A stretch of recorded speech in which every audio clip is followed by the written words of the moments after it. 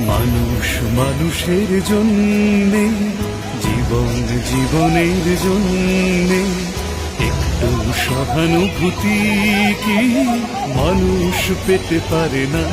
ও বন্ধু, মানুষ মানুষের জন্যে, জীবন জীবনের জন্যে একটু সহানুভূতি কি মানুষ পেতে পারে না? ও বন্ধু, মানুষ মানুষের জন্যে।